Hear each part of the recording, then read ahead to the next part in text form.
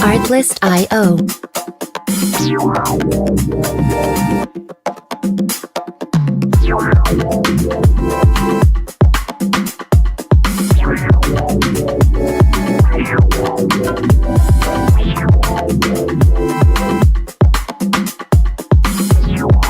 Music licensing reimagined.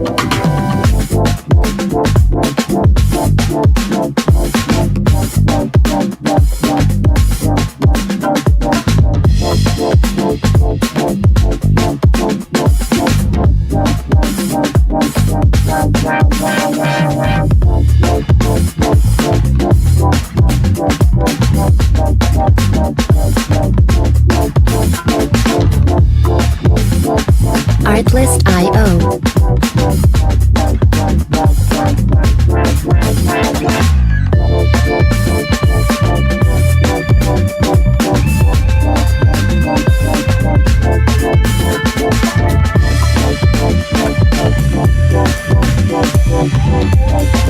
Music licensing reimagined.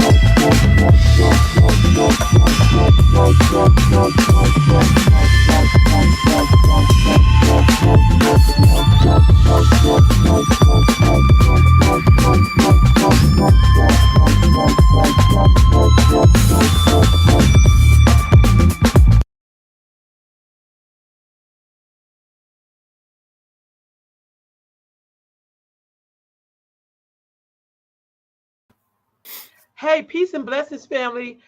Look, y'all, I'm back up on this spiritual traditions, hearing about people's journeys, how they got into the tradition, particularly African spiritual traditions. And today I'm so blessed and so honored to be joined by my dear brother, Okewa. Okewa. Wow. All right, this dear brother, thank you so much for joining me. So, brother, where are you coming live to us from?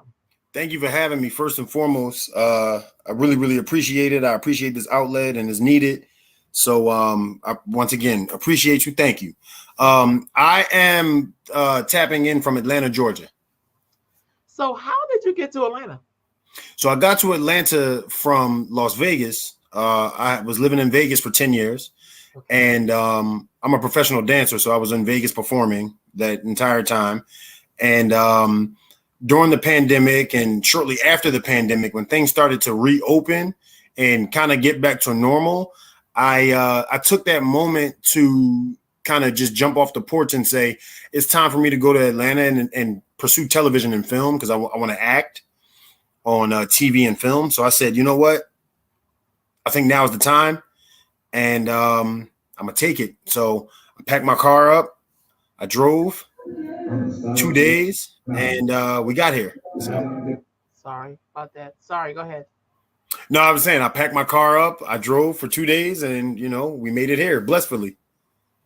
Okay. So you chose Atlanta because you want to get into film. So I know Yes. Tyler Perry Studios is there. And yeah.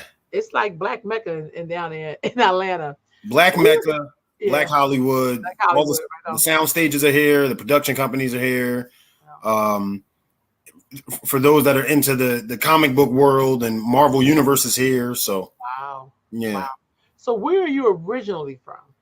So I'm originally from South Philadelphia, Pennsylvania, born and raised. I tell people all the time I was born there. I wasn't. I was raised there. I was born in Atlantic City, New Jersey. Atlantic City. Okay. Right on. Right on. So I was born in Atlantic City, New Jersey, in a car. Right. And car broke down and here I come. I choose to enter the world. Right. So born in Atlantic City, New Jersey, raised in Philadelphia. My entire tenure is in the city of Philadelphia. So right on. So let's back up a little bit. So you were born in Atlantic City, then you ended up in Philly. What was it like growing up in Philly? Like, was that the 90s? Was that what was that like in your adolescence years? So I grew up in Philadelphia. The 90s. I would say the 90s. Born in 1988. Grew up in Philadelphia in the 90s. elementary school, or kindergarten, elementary school, middle school, high school, everything in South Philadelphia. For me, Philly was great. Philly is, and we spoke about it earlier.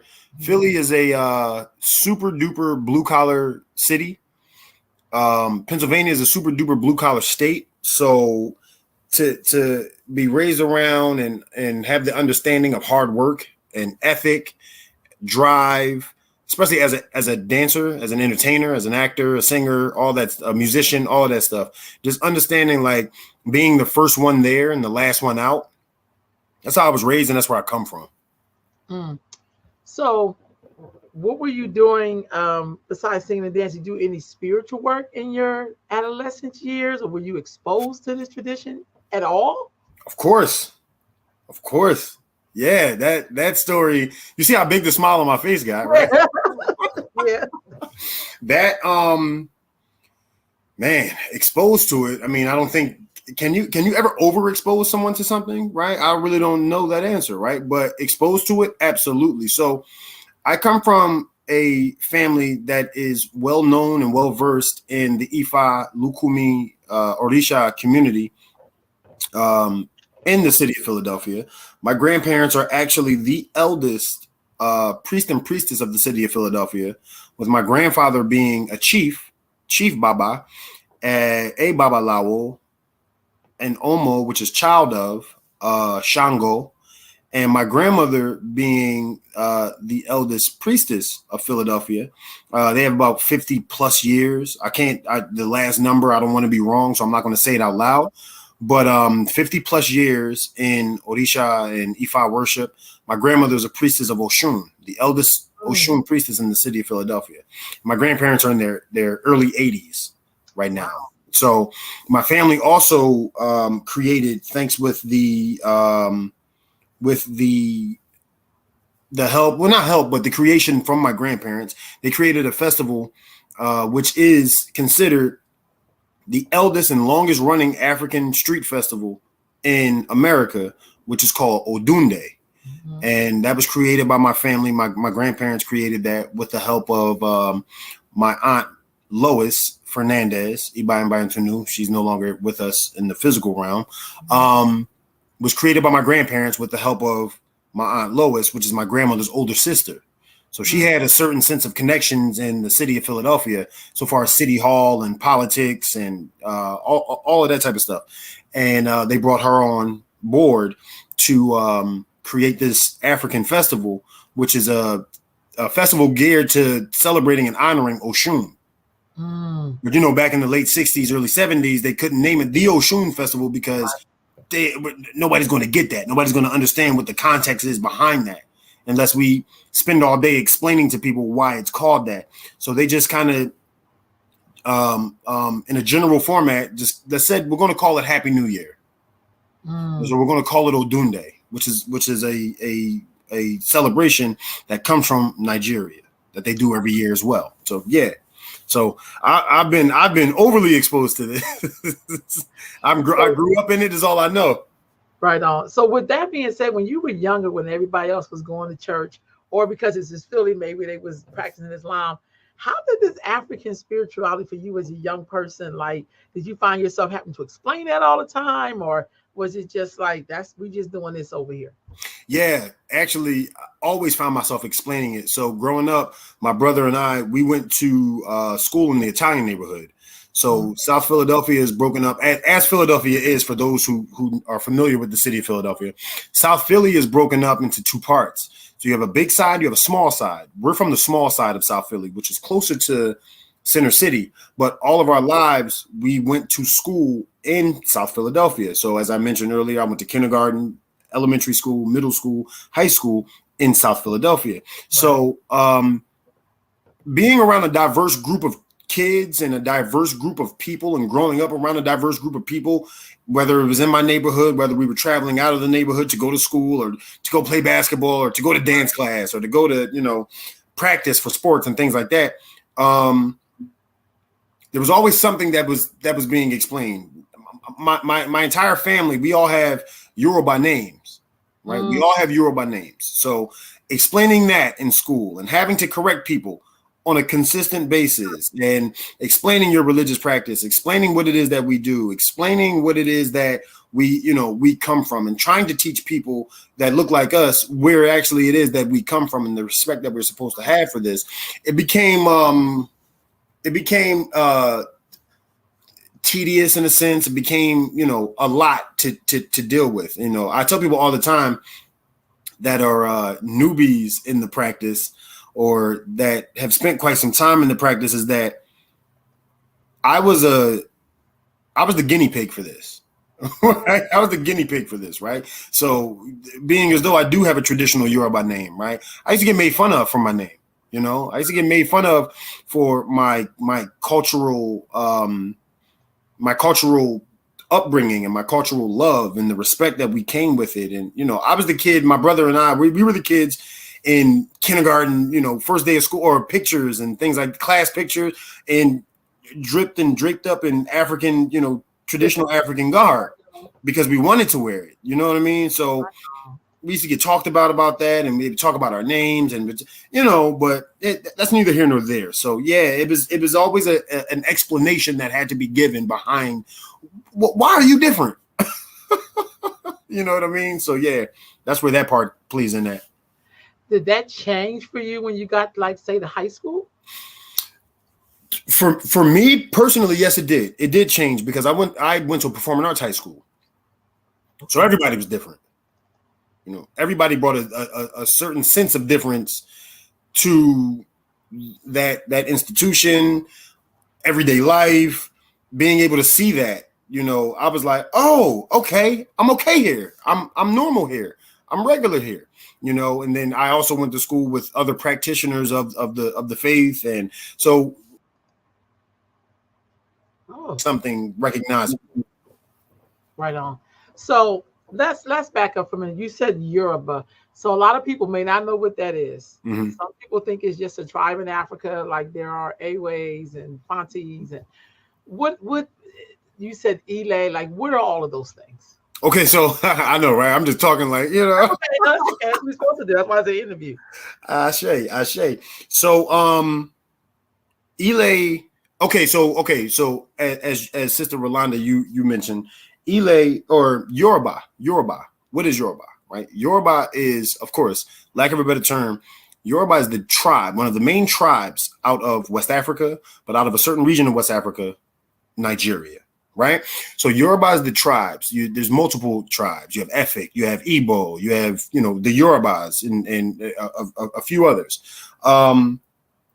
So this is where Ifa comes from. This is where the practice of Orisha, worship, comes from. And we say religion for lack of a better term.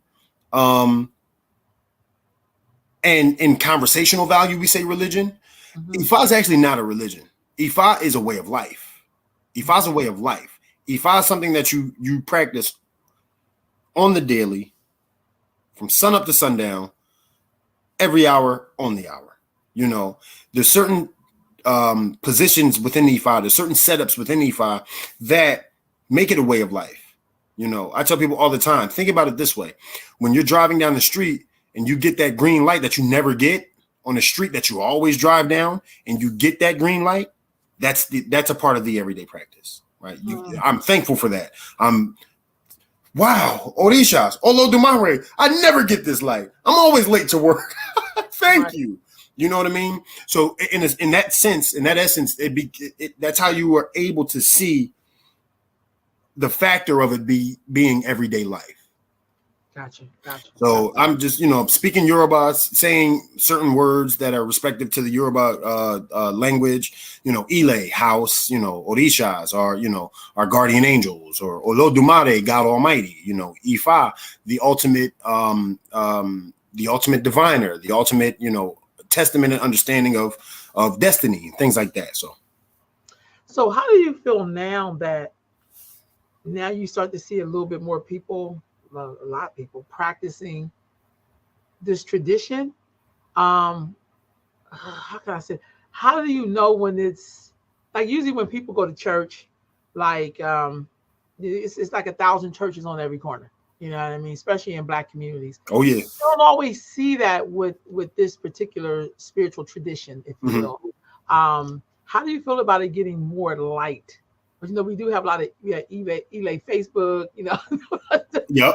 do you feel about seeing people practice this tradition, but you don't necessarily always see where you can go and learn to practice it? Like when you join, it's churches everywhere. You can leave one church tomorrow and go to another church the next day. Yeah, yeah. But you can't always do that in African spiritual traditions. Yeah.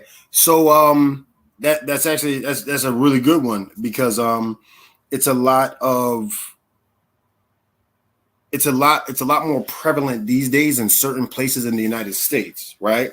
Where as I mentioned to you earlier, myself, my family, we were the guinea pigs for this, right? We kind of crept behind the wall and was like, yeah, everything's good, guys, come out. You know what I mean? So of course it's more prevalent. Everything in life is meant to change. Everything in life is meant to grow. Everything in life is meant to advance, right? And that's actually the point. That's the point of it. So to see the aspects of growth within our way of life, our practice is really, really beautiful to me. It's really, really great. Do we have them on every corner right now? No, but everybody starts somewhere. Mm-hmm. Everybody starts somewhere. Everybody starts at a specific spot to go to a specific spot and to continue to grow. So will it get there? Of course. Do we still have a lot of work to do? Yeah, we do. Certain practices many practices that we perform and that we think, ways that we go about things and stuff like that. To the average eye, it's unorthodox. It's very unorthodox. It's very unheard of. It's very, I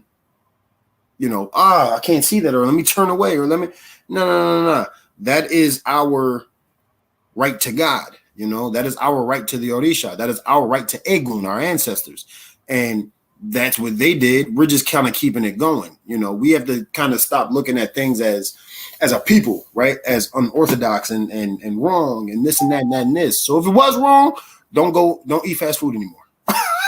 You know what I mean? But for me, it's a beautiful thing to see because people, our people, we're getting back to what we were taken from. We're getting back to something that we probably should have been back to a long time ago. And we have an understanding and we're proud. We're proud. And to see that is a beautiful thing. You're like, okay, we got it right. We got it right. What is the connection between, you said Ifa and then you said Lukumi? And those are just two. Mm-hmm. What's the connection to those two? Like sometimes when you see people, either they're a staunch traditional, it's a word that they use when somebody believes in the way that you do it all the way from Africa. Is that Ishesha? And then there are people who are here, like in the United States, and they like, well, you got to factor in us being here in the U.S. and we do things a little differently. You know what I'm saying? Right. What's the connection between those two? And are there differences? And does the differences matter? Okay, so awesome. Yes, there are connections. Are they very much connected? Yes. So it's funny. I was in a car yesterday, and I was talking to my driver, and my driver is actually a religious historian. Right. He's in school right now for religious studies. And we were talking about Christianity. We were talking about Catholicism. We were talking about everything that falls under those lines. And of course, Ifa came up, Lukumi came up, just Orisha worship in general came up. And it was a great conversation we were having. What I explained to him is that when you go outside and it's raining, right? When you go outside and it's raining, we use a certain tool to protect us from the rain, right? That tool is called an umbrella, right? And when you open the umbrella, it's protecting you from getting soaking wet. Right. Okay. Now, when you watch the motion, when you watch the usage of the umbrella, when you watch it, what are you watching? You're watching the water fall from every part of the circumference of an umbrella, right? You're watching the water fall from every single part of that circle that creates an umbrella, right? I tell people all the time, Ifa is the umbrella, right? Ifa is the umbrella. When you open that umbrella and the water begins to fall, those are all of the different denominations that fall from the side of the umbrella. So you have Lukumi, you have Santeria, you have Voodoo, you have Vodun, you have 21 Division, you have Akan tradition, you have Asara Set, you have, I mean, the list goes on. The list goes on, right? So that's the connection. Ifa is the umbrella, as I always tell people. Everything else that fall off of the umbrella, which is that water in that sense, right? You use that analogy, that are the different denominations of what Ifa has solidified, right? And that comes through different, you know, the transatlantic slave trade and what we experienced in that time. And so that all comes from, you know, all of that type of situational issue that we dealt with as a people. But that's what Ifa is. That is the connection. There are a lot of connections. I don't think anyone's worship in that style or in the practice is bigger than the next. I don't. Number one. Number two, African Americans, or as my family would say, Africans in America. Right. We continued what it was that we were taken from. We just continued it. Was it different? Of course it was different. Why? We didn't have the resources we were privy to back in the homeland. Okay. So in understanding not having those resources and understanding not having certain tools, right? We still continued it. Right. That's the beauty of black folks, right? Continue it. We'll figure it out. Right. We'll figure it out as they did. So in figuring it out, Africans here in America figured out how to keep theirs. Caribbeans figured out how to keep theirs and how to work it from that angle, right? The Spanish figured out how to keep it and work it from that angle. The only difference is physical practice or physical tools, physical items, right? I didn't have in Cuba, we didn't have access to obiabata, cola nut. Right. We didn't have access. It doesn't grow there. What's the next thing? What's the next thing that I can use in order to continue my divination process, to get an answer that I need, to get clarity, to get understanding? What's the next thing close to an obiabata cola nut? A coconut. Cool. Let's go get it. Let's use that. I know. It's the same. It has the same feel. It's a very similar texture. All of that. We can use that. You know, so there are a lot of similarities. I think people get to a point where some thought processes are, this is better than this. You know, African Americans here came with the Lukumi understanding. It's not until later when we found Isheshe style Ifa. Gotcha. Are there similarities between Isheshe and, say, Christianity? The way Black people do it in America?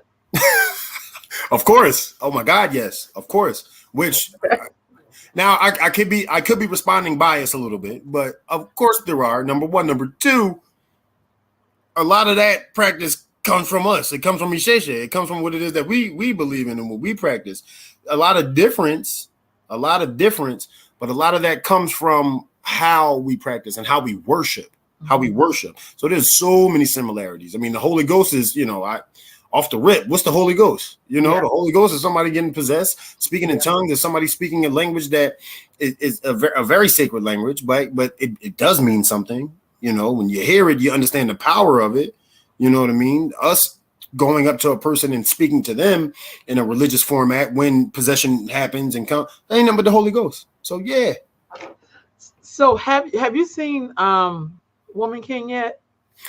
I have not, and I need to.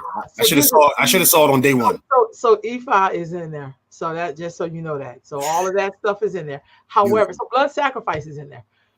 What is the so when I've seen it twice, I've been taking young people to see it. Beautiful. So every time there's a blood sacrifice, sometimes you'll hear Black people who don't understand will say, that's just devil work. That's ugh.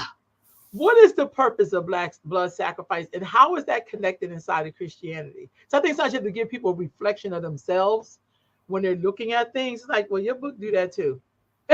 So Listen, people be peopling, man. I tell you. people be people. I like that. I tell you, people have a way of people have a way of seeing something and not correlating it. Right? We as human beings, we have a way of seeing something and not connecting it. Yeah. Which kind of is very ignorant. It's kind of very ignorant because you're not using your intelligence right to put 2 and 2 together to make 4. Right on. Right. So once again, that's a different conversation. That's a whatever. But we got to begin to use our common sense. Right on. We have to begin to use our intelligence. Old proverb, what goes around comes around. That's positive and that's negative. Right. That's it. It's simple. It's positive and it's negative. What goes around comes around. So we talk about the animal sacrifices. We talk about the edge, the blood. We talk about, you're spilling animal blood. Da, da, da, da. Yeah, we are. You want to know why we are? Because this is the actual animal that they ate. This is the animal that they ate. This animal is very specific to this Orisha or this sector of Egun or whatever it may be, whatever you pick, whatever it may be. This animal is actually very sacred to it. We're not killing animals just to kill them. Remember what we do. We eat them. Certain parts of the animal we may keep for specific reasons. If we don't use those 2 aspects of it, we'll take it somewhere that that is sacred to that space. That is sacred for that specific Orisha within that space. Remember, let's take it back. Let's go back. Right? I'm glad we use animals as a sacrifice now. Right on. Because at one point, it was us. Right on. It was us. Mm-hmm. I got stuff to do tomorrow. I got money to make. I can't voluntarily give myself up for the greater cause. I'm sorry. I can't. What's the next best thing? Animals. And there's a certain sense of sacred energy within that. There's a sense of sacred energy within using, or that, should I say, that part of the practice, right? It's, they eat just like we eat. Thank God for that animal sacrifice. You want to know why? A community just ate. A community just ate. So yeah, I'll take that pig. We'll bust them down. You want to know why? Everybody gets to eat. Okay. So explain to us the concept of Orishas. The concept of Orishas. That's so dope that you pull this up because I actually own this art piece. I own this art piece. Wow. The concept of Orishas, the conversation I had yesterday was very, very similar to the question that was just asked, right? So Orishas are, as I say it, I always say it to make it make sense to people. Orishas are God's disciples, in a sense. Okay, once again, lack of a better term or just conversational value. Orishas are God's disciples. God can't do everything for everybody at that specific time, right? So they always say, yes, pray to God, pray to God. Yeah, of course, pray to him. Of course, pray to Olo Dumare, or some people could say Ele Dumare, pray to him, or Akamara, the God Almighty. Pray to him. He may not be able to get to it in the timely fashion that you want him to. So who are the next responsible beings that can? The ones that work for God Almighty himself. The Orishas. The Orishas are very specific to people. The Orishas are very specific to everyday life. They are very specific to energy, life's energy, everyday movement. And Ile, period. Ile, Ia, which is earth. Very specific to different sectors of the earth. Right? This is a very earthly and grounded way of life. And the Orishas are very, very connected to that. You know, this is where they come from. This is where they've lived. This is where they thrive. This is where their best work is done, right? And the Orishas, each Orisha that people see pictured here, have specific jobs for specific reasons, for specific tasks, for specific destinies, right? They each have a job. Their job is to take care of us. Their job is to also put us in our place when we think we are bigger than the greatest thing that's out there in life. So that's the responsibilities of the Orishas. They are very, very, very, very important deities. As you can see, man and woman, very specific to who it is, you know, that we are and who we've grown to be, who we've grown to become as man, as woman, you know what I mean? So that's the importance of the Orishas. So how do you get to know what Orisha is governing you, or you being governed by? Because like right now, everybody I meet is Oshun. Like it's like I don't know if that's because of Beyonce. Like I don't know. Like you know what I mean? How did I know that was going to be? How did I know you were going to say that? You know, because you know, I mean, who don't love Oshun? But I'm just saying, like everybody be like, oh Oshun, but they haven't gotten a reading. Like they may have gotten 1 or 2 readings. Like, well, I just feel like, do you pick your Orisha? Or do they pick you? But how do you know? Right. So in tapping into that, it's a process. It's a process to find out who governs my head. I hope it's Oshun, right? 10 times out of 10 is not. Right? 10 times out of 10 is not. So who governs my head? Who walks on my feet? Who walks me? Who defends me? Who this is that? So there's a process for that. That process is through divination, through what we call dafa or ita. And that process is to sit on the mat with a respected priest called Babalawo, in which I am a Babalawo, to sit on that mat and to go through the process of finding out who governs you, right? Who governs you? As we tap back into that difference between Lukumi and Isheshe, there's a certain way to do it Lukumi style. There's a certain way to do it Isheshe style, right? But that's how one would go about receiving that information about themselves. And a lot of people always want to know it before the time comes, so that they can better assess their life, they can better live their life, right? So it is very important. Also understand that you may get a general reading on who yours is, on who governs your Ori. When the time comes for you to really take the next steps, that might change. Mm-hmm. So you thought it was Oshun today, tomorrow it could be Oya. You know, she was walking you to Oya. Okay. You know, so why is it important to have readings done by a Babalawo to find out this information? So it's very, very important to have readings done by Babalawo, because we all come to Ile Aye. We all come to Earth with a specific task. We come to Earth with a specific task, with specific jobs, and we're all here for a reason, right? You go to Babalawo or Awo Orumila, you go to us to find out, what is my destiny?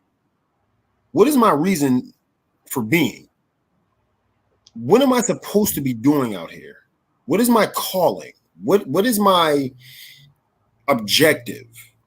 You know, what are the ideas that I'm supposed to come up with in my own, so that I understand what my life is giving, that I understand what my life is supposed to be presenting, not only for yourself, but for the greater good of mankind, right?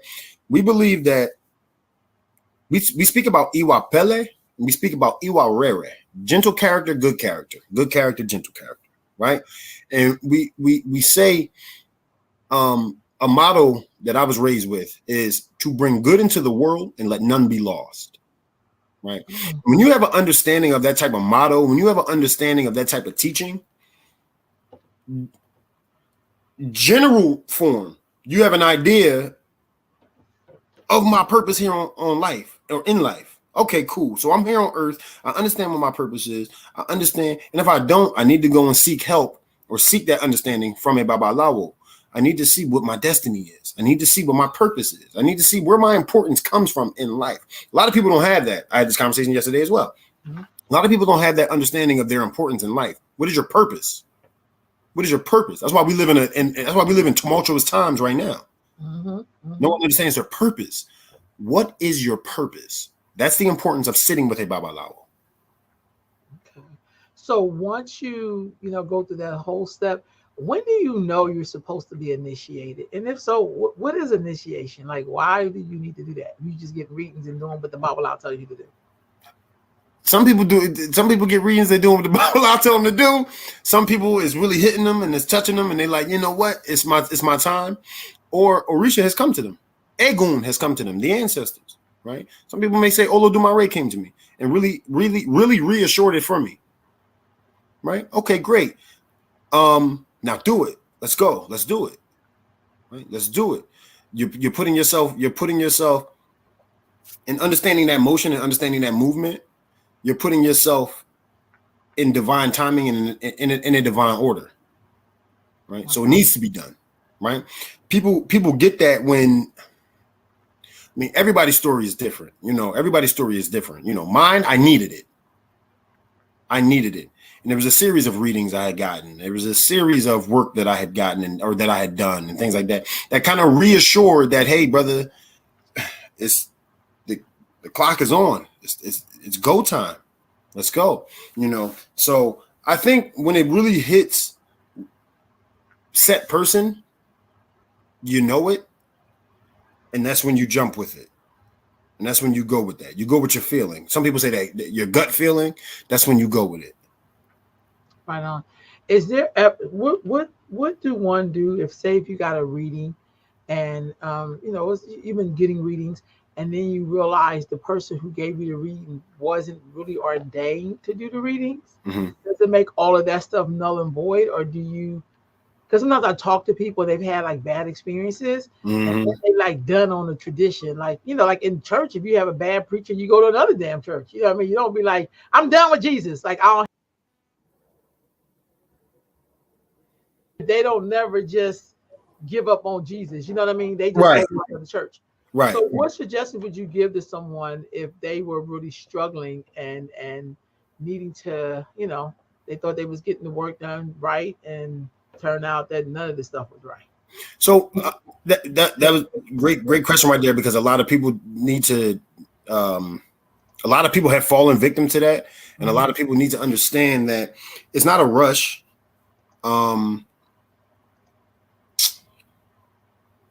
Never, especially in something like this.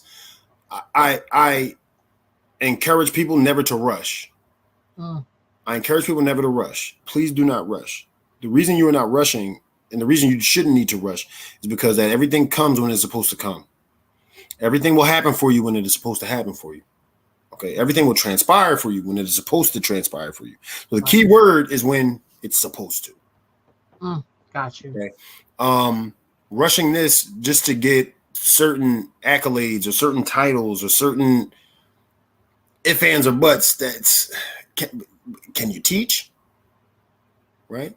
So a lot of people fall victim in that essence to going to the wrong person, to go into the wrong house, to go into the wrong people to get this work done, because they're just so eager. They're so eager. They're ready to get it. Pull back. A lot of people want something that we all have to notice. A lot of people's story, a lot of people's upbringing in this path is the same.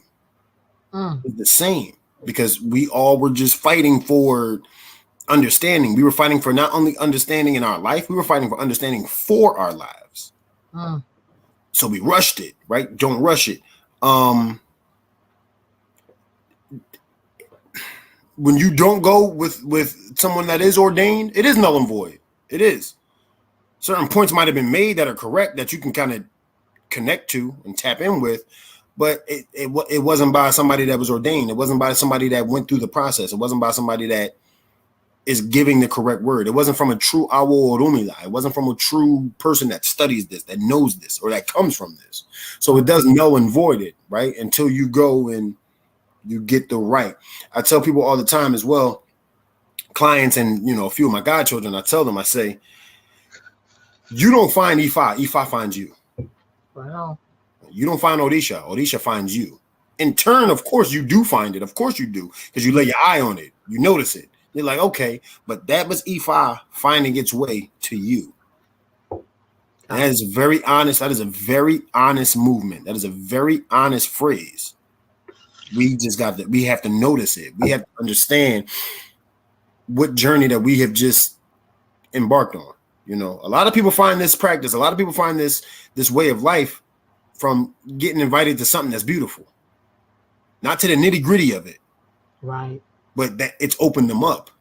They've gone to a drumming, they've gone to a celebration, they've gone to, you know, a Egun celebration, a cajon for Egun, a Guido, a Fundamento. They've gone to these things and they're like, this is beautiful. I mean, they're looking around the room, they're looking at the thrones, they're like, this is beautiful. Wow. That was Orisha finding them. A simple invite from a friend. You know, so I share that with people all the time, and they're always like, "Wow, that makes sense." What do you? So in your journey, has it, because it's been in your family? Do you find it to be an easy journey for you because you were born into it? Oh no! Oh no! Not easy in the not easy in the easiest bit. No. Because I say okay, so I'll give 50-50. I say easy because I have an understanding of who I am and what my purpose is in life and what my purpose always should have been or what it would have become, and living with you know, Iwapele and living with Iwarere, having that understanding, right? That was easy. Being accountable for myself, that was easy, right? Going through life, no. I'm not rich yet. I'm not a billionaire yet. So it wasn't as easy as, you know, one would think it to be. But again, it's all of those trials and tribulations, it's all of those testaments, it's all of the obstacles you may go through, it's all of the tests that you may go through and that you may experience within this journey that makes you who you are. It makes us. So how do you see this tradition reflected in Philadelphia's culture? Oh man. Once again, I got to give kudos and respect and a shout out to my grandparents for being very, very vocal, along with others that are very prominent practitioners of the culture, and even next to religion, just African spirituality, period. Understanding what it is to be African, understanding what it is to be Muslim, understanding what it is to be an Ifa worshiper, a Santeria worshiper, Lukumi worshiper, voodoo, whatever it may be. Philadelphia was very, very tied in on that. Whether it was a grand community, humongous, whether it was, you know, just the community within themselves, right? Philadelphia is very, very influential as one of the, it's one of the major hubs of it. One of the major hubs of it. We got to give credit to, you know, Chief Surgeon, you know, Kabiesi, for sending his soldiers to different parts of the United States to create temples and to create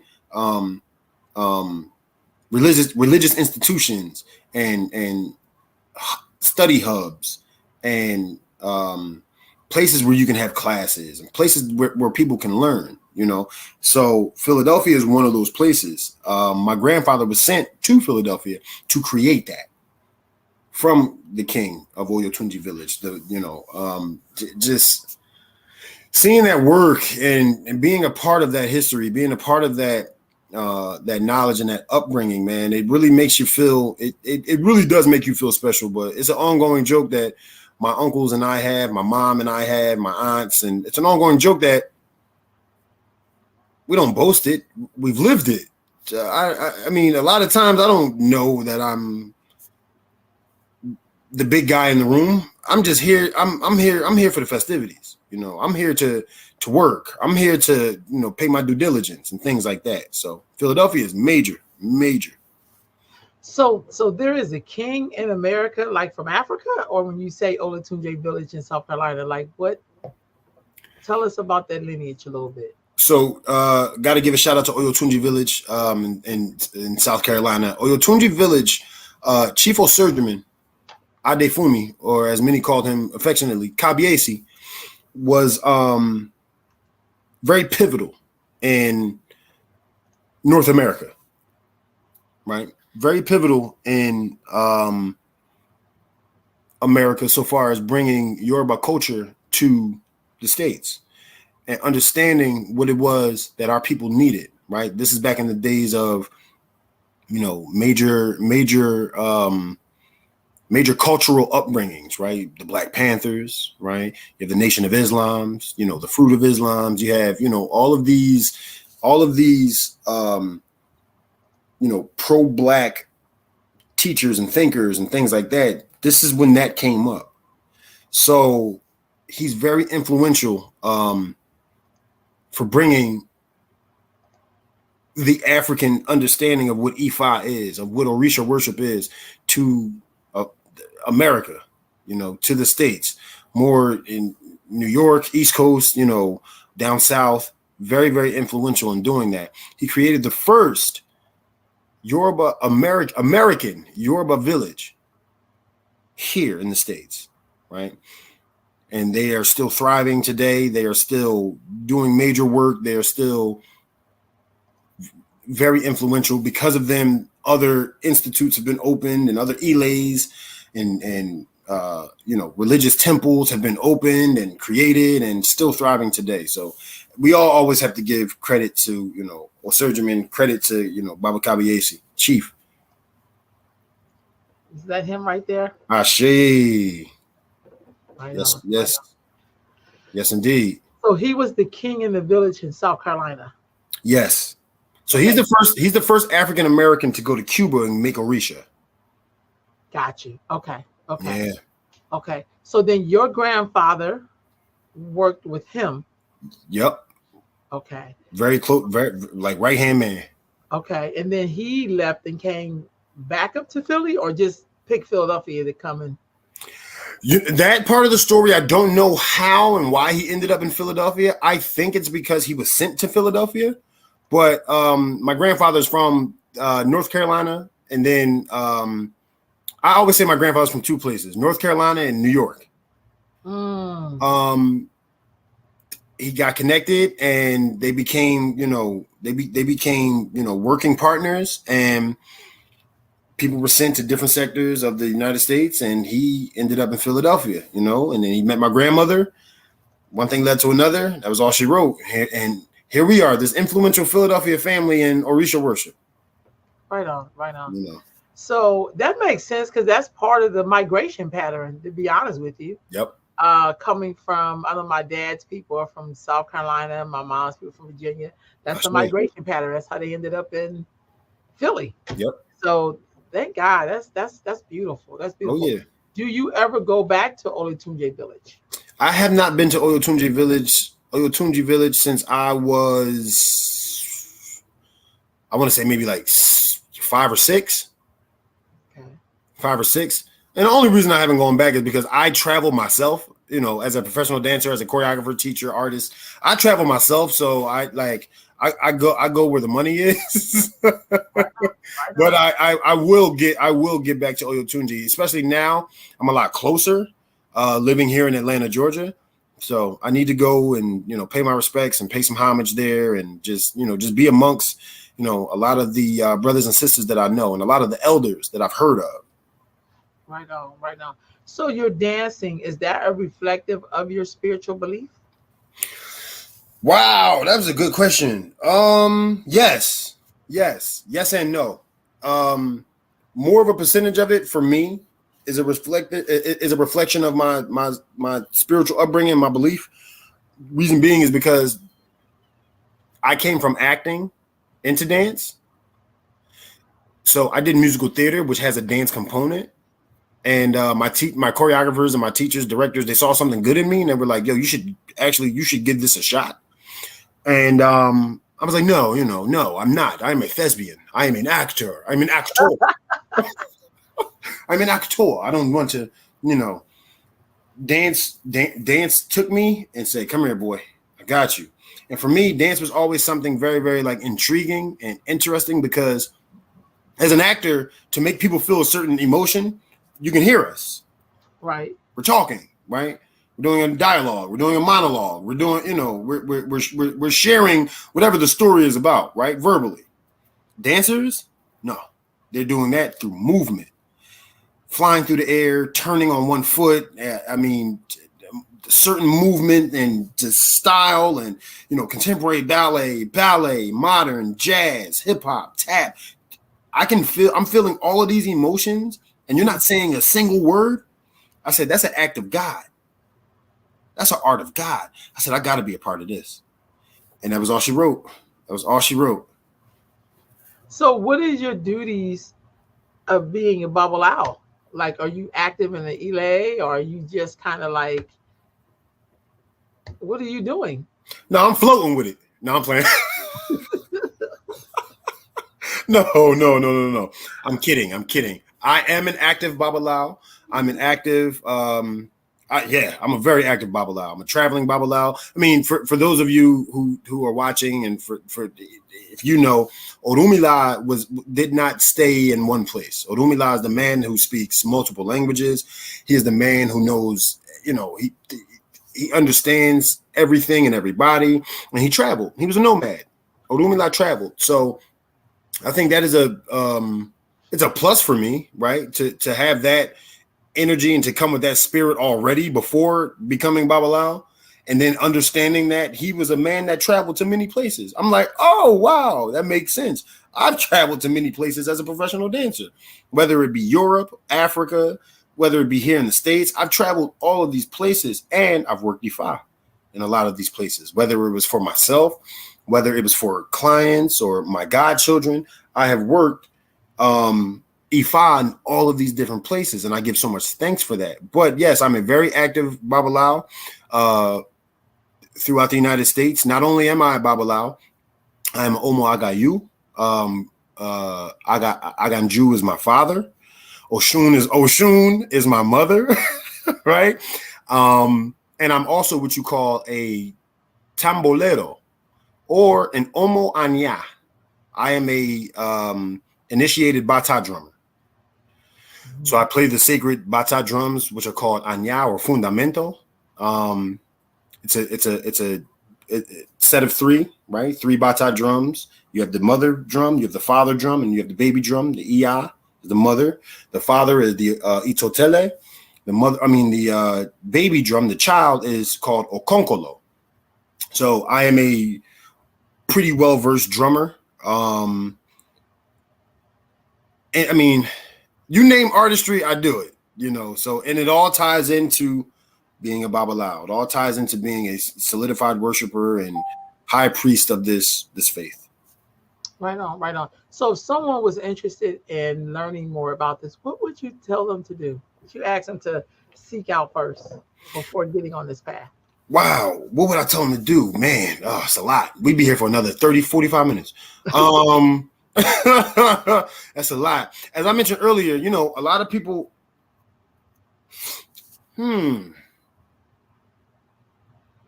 I'll go simple. I would tell people, come to a drumming. Come to a bimbe.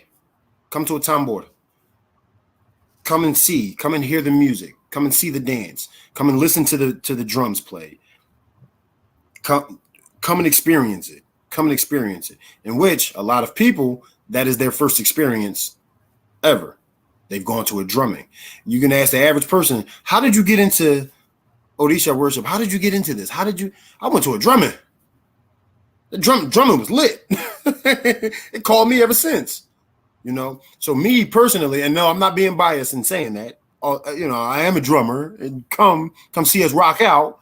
But come to a drumming, you'll get what will be explained to you over the course of your lifetime, you'll get that in one setting off of one view. Then everything else will fall into place for you. So I tell people all the time, come to a drumming, come and see it, come and feel it. They don't happen all the time, but when they do happen, come and feel it. Sometimes when I meet dancers, when I go to Oakland in particular, and I meet a lot of the dancers who are running different programs, a lot of them are in the tradition. And I wonder if that's because they got introduced to it through dancing. That too. You know what I'm saying? That too. So, is this a good religion for men?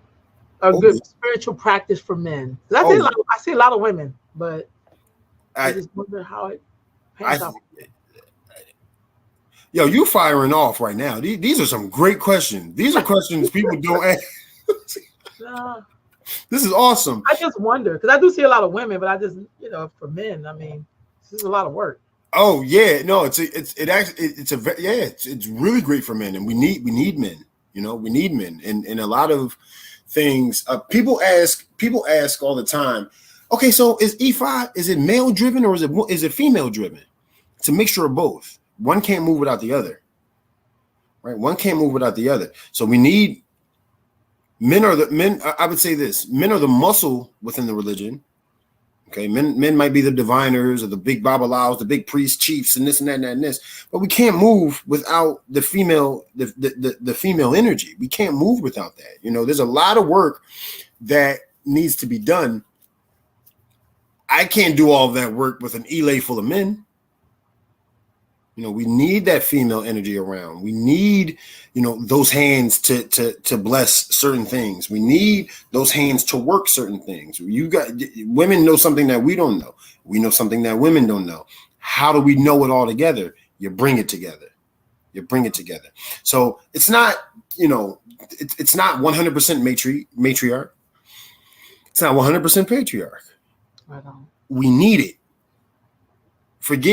I was about to cuss. I'm sorry. Forget. See, that's the Philly. That's the Philly coming out of me. I know. Forget title. Forget all of this big shit. Excuse my language. Forget it. I need you. And she should be saying the same thing. I need you. Cool. We need each other. Let's work. Is there a way that all of the people who in Christian religion, they have Baptist conventions. They have, basically Baptist conventions. Is it something like that as it pertains to the spiritual tradition? Absolutely.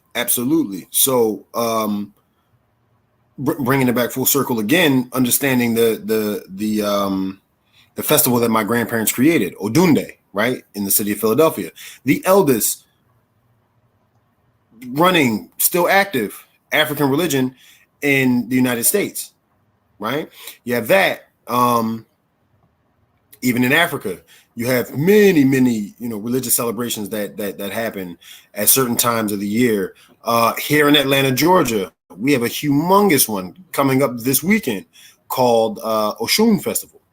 And it's been going on for 10 plus years, right? So we have that coming up.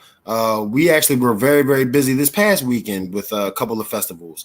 We have a festival in New York City. Shout outs to Baba Sekou Olaje and 256 Healing Arts in Brooklyn, New York. They do multiple festivals a year. Few of his godchildren host a festival in at the end of October, another Oshun festival. So it's everywhere. It's everywhere, and I always encourage people to just kind of do your research or get it from word of mouth. Be serious about it, so that you can actually go. They post it, it's happening, right? So I encourage people to always get the information. I encourage people to come and, show up, especially this weekend. This weekend is going to be incredible here in Atlanta, Georgia, with Oshun Festival, which is a legendary festival here in the city of Atlanta, and it's a sight to see. It's a sight to see. It really is. All right. So, what would be your closing remarks for the people that's been listening to you, and what closing remarks do you have for them, and where can people contact you? Yeah, so my closing remarks would be by my album. No, I'm playing. I'm kidding. So first and foremost, people can find me on all social media handles. Instagram is at Diddy_Dominguez, DIDDY DOMINGUEZ, Diddy_Dominguez. Please follow me on Instagram. You can follow me on Facebook at Oweka Garrett. My name's right here, so you guys can just catch it off of the tag on my screen. Twitter. No, I'm not on Twitter. I am on TikTok. You can go on TikTok and catch me at Diddy Dominguez again. And what else? Yeah, that's it. I'm active on all of my social media. So, you know, a lot of religious material, a lot of, you know, celebratory material that I post, and it's beautiful. So I think everybody would like that. And we'll really take a lot from it and learn a lot from it. But I want to thank you, Sister Rolanda, for having me on here and you know, picking my brain and, you know, asking incredible questions. Oh yeah, it's me singing. Hey, so you sing as well? I do. I'm what you call an akpon or an oni kankan. Yep. So I thank you for having me on this platform. This is incredible. I would love to do more things like this, and you came at the perfect time to ask me to be a guest. So thank you. Everybody, once again, bring more good into the world. Let none be lost. We're in difficult, crazy times right now. Still, you would think it gets better, but life just gets lived. Right. That's a good one. Don't go anywhere. Y'all, thank you so much for joining me, and I'll be back at y'all next week. Peace, y'all. Peace, y'all.